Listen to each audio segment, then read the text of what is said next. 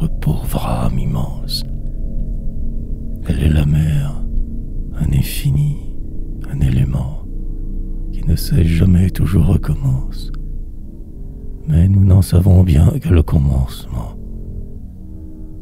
Notre âme, elle est aussi la grande ville bleue, dont nous avons peur comme des enfants perdus, qui, muets, sans oser dépasser la banlieue, regardent les toits et les clochers pointus. Effroi d'entrer dans cette ville, de descendre dans cette mer, enfin de tout voir et savoir, d'un ancien amour mort, ce qui reste de cendre, ce qui subsiste de reflets dans le miroir. On ne connaît qu'un peu de soi, quelques pensées qu'on croit mener comme un berger bien obéi. Mais c'est la lune, au loin, qui les a recensés et qui les conduit paître en son jardin bleui. On ne sait que le bord de l'âme, quelques rêves, un peu de flot venu au-devant de nos mains, tandis qu'à l'infini se prolongent les grèves.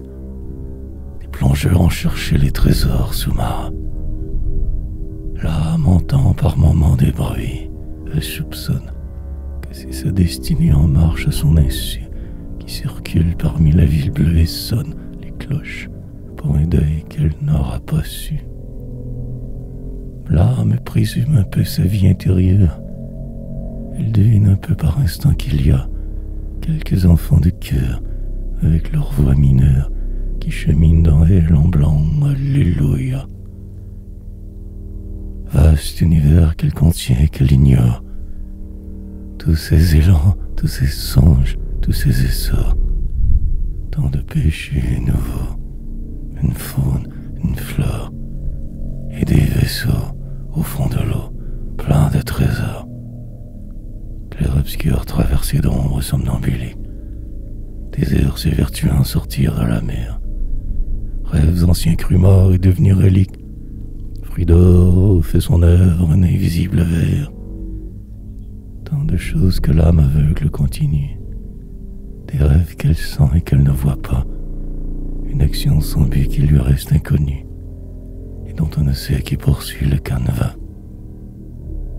L'âme s'effraie. Sans trop peu de clairvoyance devant cet infini dans elle refluant, et son entendement dans cette inconscience heurte la mer et mer comme un pauvre affluent.